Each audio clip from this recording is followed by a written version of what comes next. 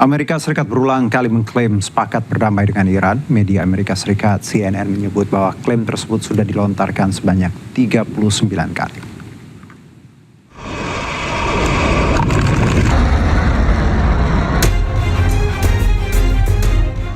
Di tengah proses negosiasi damai AS dan Iran yang tak kunjung mencapai kesepakatan, Amerika Serikat berulang kali mengklaim sepakat berdamai dengan Iran. Bahkan media AS sendiri yakni CNN menyebut bahwa AS sudah 39 kali mengklaim perdamaian tersebut. CNN menampilkan sejumlah momen ketika Presiden Amerika Serikat Donald Trump mengumumkan kesepakatan dengan Iran. We have major points of agreement. They want to make a deal.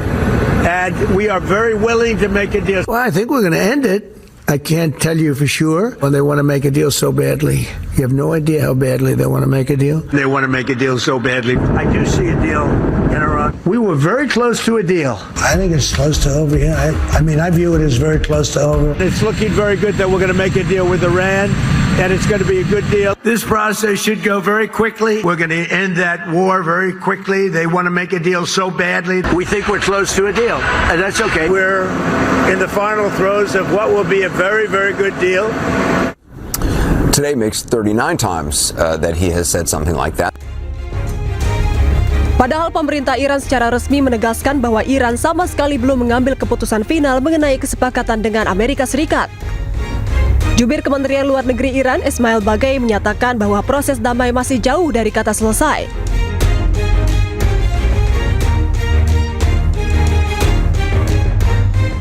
Meski begitu, media Bloomberg menyebut bahwa kesepakatan AS dan Iran dapat ditandatangani di Jenewa, Swiss. Kesepakatan berpotensi besar berlangsung di Jenewa paling cepat hari Minggu ini.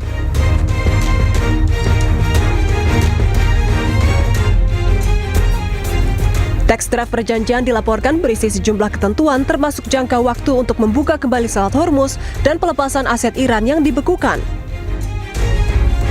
Melihat dinamika proses negosiasi damai AS dan Iran, apakah kesepakatan damai betul-betul akan segera terwujud?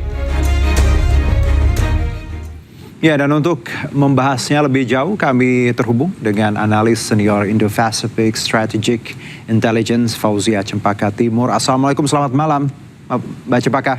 Waalaikumsalam Mas Juno, selamat malam Mas Juno. Terima kasih Mbak Cempaka. Kita bicara deal ini ya. Kalau kita tahu Royal News English, media Jordania mengutip Perdana Menteri Pakistan Shehbaz Sharif beberapa waktu lalu nih Mbak Cempaka menyatakan bahwa kesepakatan damai Iran Amerika akan ada dalam waktu dekat, bahkan disebutkan 24 jam ke depan. Anda melihatnya hal ini bakal terjadi atau masih mustahil? Saya melihat memang ada dua statement yang sama begitu ya, saat tadi disampaikan oleh Shehbaz Sharif. Di sisi lain juga beberapa waktu yang lalu dari Menteri Luar Negeri Amerika Serikat sendiri juga menyatakan bahwa saat ini negosiasi di angka 85 sampai 95% begitu. Dalam konteks ini masih ada poin memang terkait dengan detail yang sangat penting terkait dengan nuklir dan juga manajemen terkait dengan Hormuz yang tentu saja sangat bicara tentang detail Mas Juno. Jadi sebenarnya ketika kita bilang apakah ini sudah hampir menuju damai, memang posisinya sangat dekat begitu ya jika dibandingkan misalnya dengan tanggal 8 April lalu ketika pertemuan pertama di Islamabad. Tapi memang 5% ini justru saat ini yang memang konteksnya sedang dibicarakan dalam konteks back channel melalui teks yang disampaikan juga oleh pihak Iran maupun pihak Amerika Serikat sedang didiskusikan dan digodok Mas Juno. Oke, ini dua item yang Anda sebutkan tadi, nuklir dan Selat Hormuz, jadi dua hal yang ya masih saling tarik ulur seperti itu Mbak Cempaka. Anda melihat kira-kira titik tengahnya di mana nih untuk Iran dan Amerika sepakat terhadap dua hal ini, nuklir dan Selat Hormuz?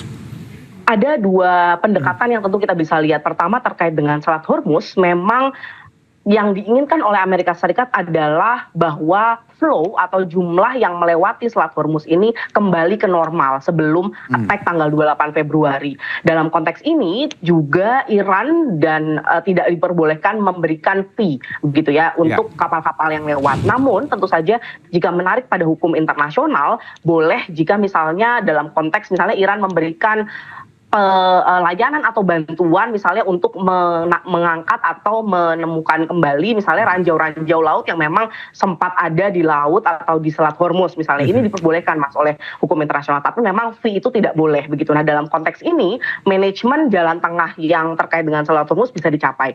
Yang kedua bicara tentang nuklir Mas.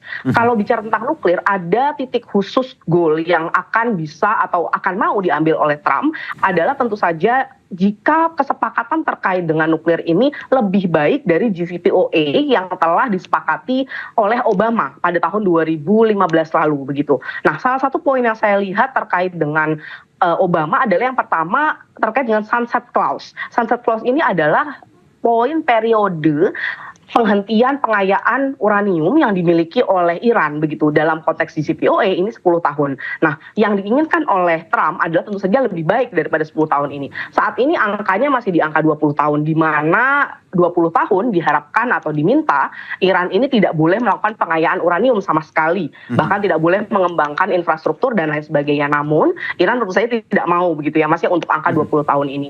Tetapi saat ini ada angka di tengah yang tentu saja belum disepakati secara tepat gitu karena kita harus bicara tentang konsesi juga, yaitu di angka 15 tahun yang artinya jika 15 tahun ini disepakati ada dua penyelamatan muka yang terjadi.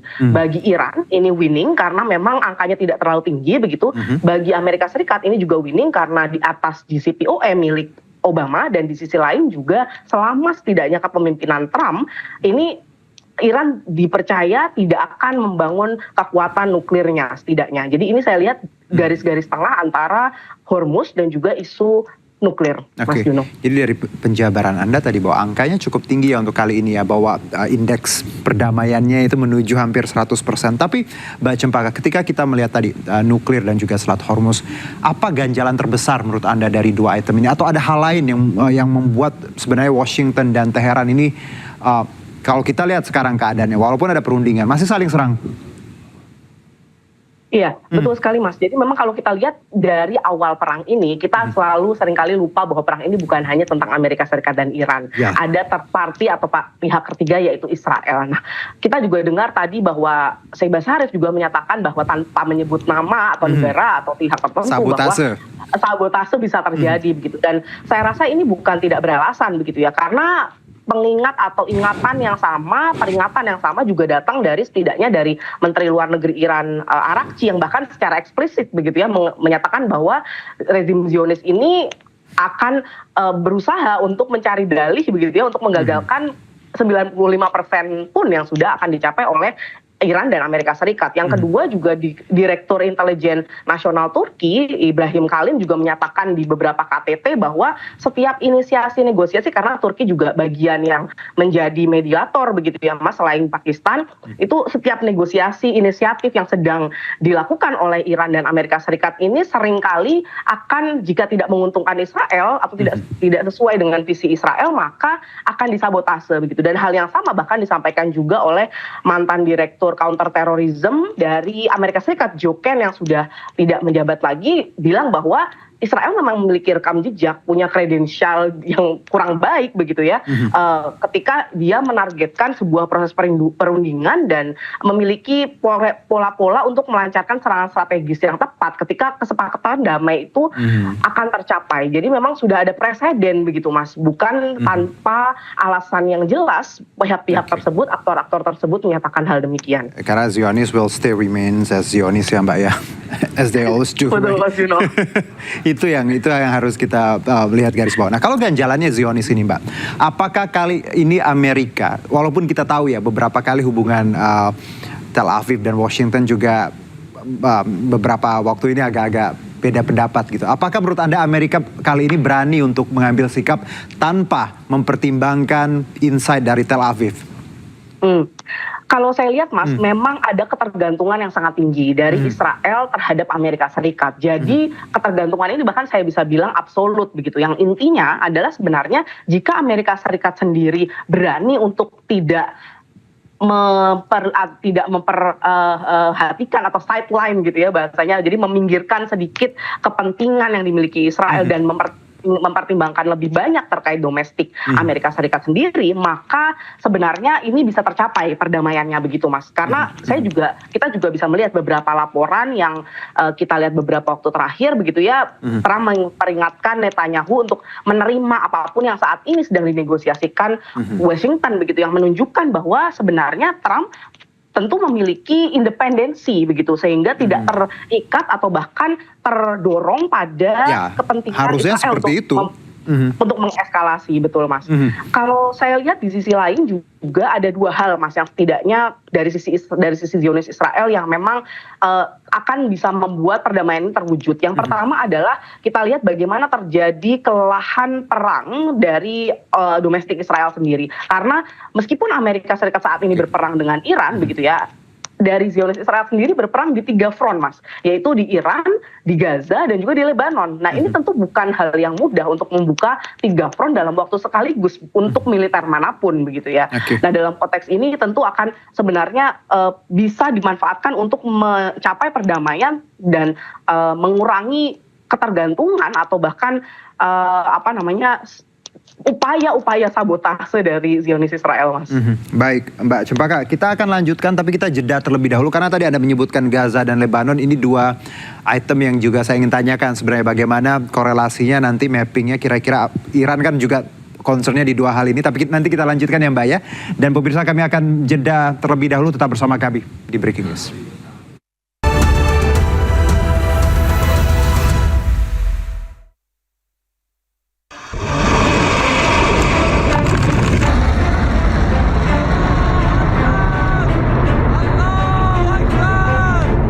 Dilansir dari media Iran Press TV, Menteri Luar Negeri Iran Abbas Araghchi menyebutkan sejumlah poin penting terkait perjanjian damai dengan Amerika Serikat.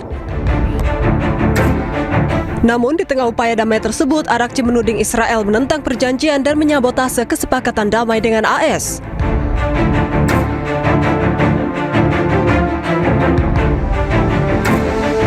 Ia juga menyebut bahwa Iran tak dapat mendukung isi kesepakatan yang beredar di media sosial.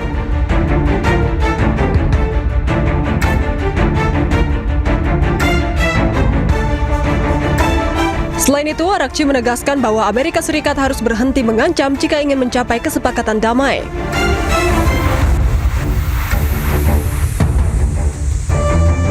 Ia juga menyebut bahwa Iran telah mencapai draft akhir kesepakatan sebanyak 14 poin yang tengah dalam tahap akhir peninjauan.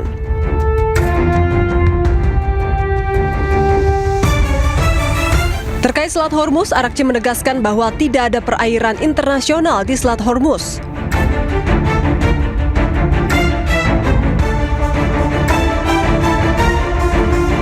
Pembayaran juga diperlukan untuk setiap pelayaran melalui Selat Hormuz.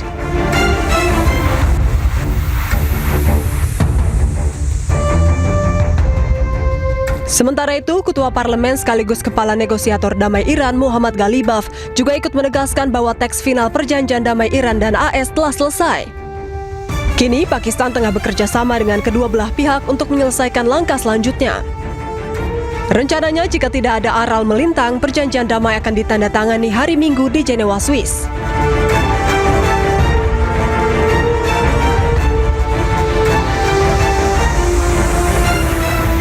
Ya, harapan kita bersama bahwa hari Minggu ini ada jawaban dari konflik antara Amerika Serikat dan Iran dan juga Israel, karena kita ingin perdamaian tentunya pemirsa. Dan kita akan lanjutkan dialog kita bersama analis senior Indo-Pacific Strategic Intelligence Fauzia Cempaka Timur. Mbak Cempaka, selamat bergabung kembali. Mbak, kita lihat tadi poin-poin terkait tadi Selat Hormuz dan beberapa hal yang jadi concern di perundingannya, yang semoga minggu ini ada kabar baik ya Mbak ya. Tapi sebelumnya Mbak, ketika Anda menyebutkan soal Gaza dan Lebanon, ini kan Iran punya concern juga di sini. Mereka menginginkan 2 wilayah ini tadi aman seperti itu, tidak ada gangguan dari Zionis. Apakah Gaza dan Lebanon ini juga menurut Anda ya disebutkan Iran sebagai salah satu poin yang membuat mereka ingin berdamai? Betul, Mas. Satu poin yang tentu kita lihat kemarin sempat ada diskusi bahwa sebenarnya juga sudah tadi di awal diceritakan misalnya CNN menyebutkan sudah 39 kali begitu ya, hampir damai. Salah satu yang juga baru-baru ini terjadi adalah ketika pada tanggal 7 Juni lalu begitu ya, serangan besar-besaran dilakukan oleh Zionis Israel ke Lebanon yang akhirnya membuat ditutup kembali Selat Hormuz secara total, dan yang kedua adalah Iran tidak mau mendiskusikan kembali meskipun beberapa setelah Trump menelpon ke Iran maupun ke Netanyahu begitu ya, akhirnya ada ceasefire kembali antara Israel tidak menyerang lagi Lebanon. Tapi yang harus kita juga cermati, Mas, bahwa ketika bicara tentang perdamaian yang disampaikan oleh Iran tidak hanya terkait Lebanon, Gaza, tapi juga terkait dengan proksi lain, misalnya terkait Houthi yang berada di Yaman. Karena yang tadi kita dengar bahwa ketika terjadi serangan oleh Zionis Israel ke Lebanon yang besar-besaran tanggal 7 Juni lalu, yang dilakukan oleh Iran selain menyerang juga secara langsung ke daerah Haifa ke Israel adalah serangan pertama yang secara direct, secara langsung dilakukan oleh Houthi, Mas. Yang sebelumnya sejak perang ini berlangsung begitu ya, meskipun Houthi sudah menyampaikan dukungannya ke Iran dan lain sebagainya, tidak pernah menyerang secara langsung. Yang artinya sebenarnya adalah jika perdamaian yang diinginkan dicapai oleh Iran dan Amerika Serikat ini di-spoil atau secara struktural ini digagalkan kembali oleh Israel, maka yang akan bertindak tidak hanya Iran saja, Mas, tapi juga pihak-pihak yang seperti Hezbollah dan juga Houthi yang tentu saja dalam konteks ini secara koordinatif juga berdiskusi dengan Iran dalam hal mencapai perdamaian. Karena kalau kita lihat jika bicara tentang Houthi tentu saja bicara tentang Bab el Mandeb, Laut Merah, yang tentu saja akan semakin memperburuk kondisi ekonomi global jika ditutup oleh Houthi. Nah, dalam konteks Gaza dan juga Lebanon sendiri, ini secara internal dari masyarakat Israel pun ini sudah mendorong pemerintahnya untuk mengurangi, karena memang tadi kelelahan yang amat sangat secara militer dan kerugian ekonomi. Inflasi di Israel sendiri juga sudah sangat tinggi. Jadi saya lihat memang Netanyahu ini tidak memiliki poin atau belum memiliki jalur untuk menyelamatkan muka. Di sisi lain, Amerika Serikat dan Iran sudah mulai memiliki poin, sudah mulai memiliki cara-cara untuk melakukan penyelamatan muka agar menjadi pemenang keluar dari perang ini. Jadi saya lihat mungkin itu yang membuat harus selalu dilihat kritisnya poin Israel yang akan mungkin mensabotase 95% jalan damai yang sudah hampir dicapai oleh Iran dan Amerika Serikat, Mas Juno. Oke, sabotase apa, Mbak, menurut Anda yang ya, walaupun kita tahu Israel sekarang kan sudah melakukan serangan-serangan ke Lebanon Selatan dan juga pastinya Gaza seperti itu. Kita juga lelah lihatnya kan. Anda melihat sabotase apa yang mungkin akan dilakukan Israel selanjutnya ketika memang dia mencium ya bahwa nampaknya Amerika mulai melunak dan akan berdamai dengan Iran? Saya tentu berharap sebenarnya Israel tentu saja dengan tunduk absolut terhadap Amerika Serikat, artinya mendengar Trump dan memang benar-benar melakukan gencatan senjata. Namun kita harus lihat juga bahwa jangan sampai dengan misalnya nanti Iran begitu dan Amerika Serikat sudah mencapai perdamaian dan Israel ini berdamai dalam konteks jika serangannya terhadap Hezbollah ini dibiarkan oleh Amerika Serikat, maka dia tidak akan juga mengganggu perdamaian yang akan dicapai oleh Iran dan Amerika Serikat. Ini yang saya khawatirkan, Mas. Jadi serangan yang bisa dilakukan oleh Israel sendiri, Zionis Israel ini akan tentu semakin besar begitu ya terhadap Lebanon. Terlebih kita juga ingat beberapa waktu yang lalu secara politik dari Prime Minister maupun Presiden Lebanon pertama kali menyatakan keengganannya atau keberatannya terhadap peran Iran untuk mendamaikan dan menganggapnya sebagai intervensi terhadap negaranya. Nah, ini menurut saya hal-hal yang perlu diwaspadai dalam hal ini. Eskalasi yang lebih tinggi justru malah akan terjadi di front Lebanon dan justru front Gaza begitu. Ketika perang ini nanti perang Iran dan Amerika Serikat dengan Israel ini berakhir begitu, Mas. Oke, baik. Jadi kalau kita lihat spektrumnya ya, Mbak, bahwa sebenarnya Iran concern dengan Gaza dan Lebanon sebagai tadi mereka paham bagaimana penderitaan di sana. Namun mungkin beberapa pihak di Lebanon juga melihatnya intervensi. Jadi ada perbedaan pendapat seperti itu. Nah, Mbak, kalau kita lihat nanti misalnya minggu nanti ada kabar baik seperti ada perdamaian, apakah Anda melihat ke depannya sikap Amerika akan sedikit tidak lagi mementingkan Israel dalam kebijakan luar negerinya, atau ya kita tahu dua-duanya bestie, atau tetap akan berlanjut Mbak hubungan ini? Tentu sebenarnya kalau kita lihat memang Amerika Serikat dan Israel ini bestie yang natural gitu ya Mas. Artinya tidak akan ada cukup kekuatan yang lebih besar untuk sebenarnya memisahkan secara langsung, karena secara politik pun dari lobby-lobby serta berbagai komunitas yang ada di Amerika Serikat memang sangat terikat baik secara sosiologi maupun secara politik begitu. Jadi tentu jika dilepaskan secara independensi yang secara absolut tentu tidak akan bisa dicapai begitu ya Mas. Tetapi memang yang saya lihat adalah dalam konteks ini Trump yang berani untuk memberikan peringatan pada Netanyahu begitu, bahwa dia cross the line begitu ya, dari ini peringatan yang cukup keras menunjukkan independensinya sebagai seorang presiden. Ini yang sebenarnya dibutuhkan begitu Mas, bahwa dalam konteks ini tentu kalau memisahkan secara langsung, tentu jika tiba-tiba Amerika Serikat tidak mendukung Israel lagi, tentu tidak mungkin begitu ya. Tapi memang yang diinginkan bukan hanya oleh masyarakat global, tapi juga masyarakat Amerika Serikat begitu ya,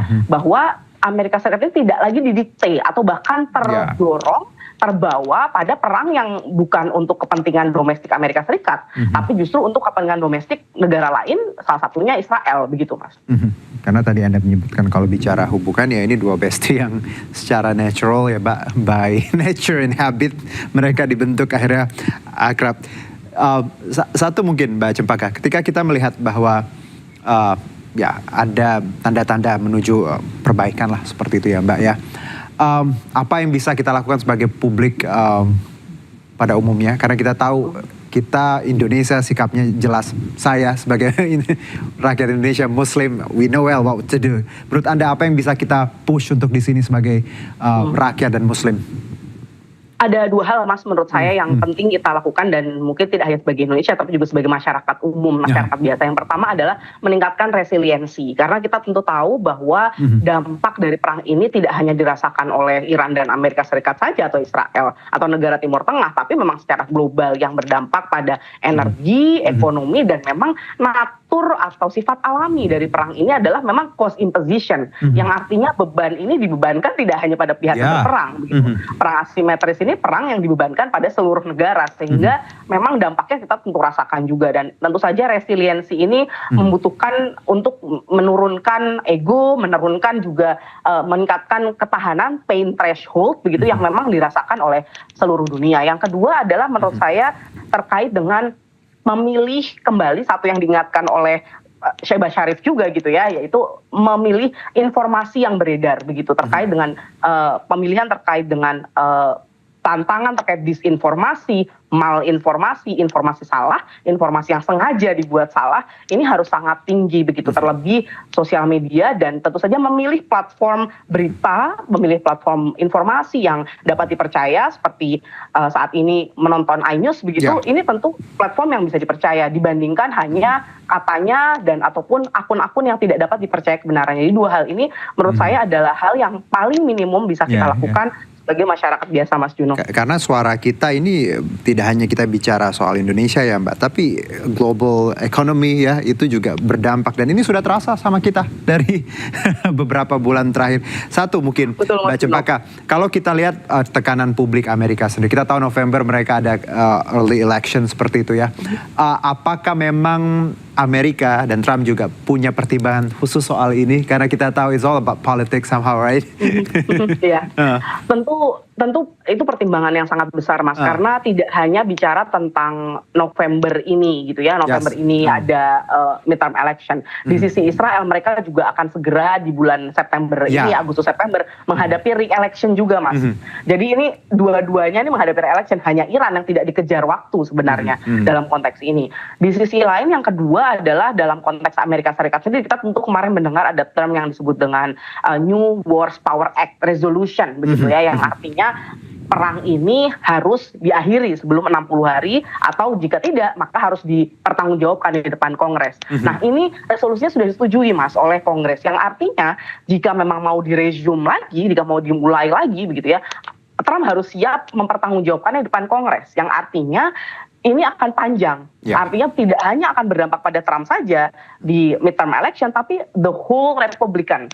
Nah, ini yang tentu tidak diinginkan oleh Trump. Makanya kita lihat bagaimana keinginan Trump dan juga kabinetnya sebenarnya adalah untuk segera mengakhiri perang ini dengan konsesi sebesar-besarnya. Begitu. Dari hal-hal yang sudah atau negosiasi yang sudah dicanangkan sebanyak 14 poin itu, Mas Juno. Oke, Mbak Cempaka, obrolannya menarik sekali. Kita dari segmen tadi dan juga segmen ini, ya kita bedah bagaimana poin-poin kesepakatan. Semoga minggu pagi ya, waktu Swiss juga nanti ada hal-hal baik, kabar baik. Karena kita pengen harga minyak ya lebih affordable lagi, masyarakat juga bisa hidup dengan ya di Indonesia Betul, lebih baik, dan saudara-saudara kita di Gaza, Lebanon dan Iran bisa merasakan arti kemerdekaan sesungguhnya ya Mbak ya. Terima kasih Mbak Cempaka, Terima kasih, Mas Dino. sehat-sehat, selamat berakhir pekan.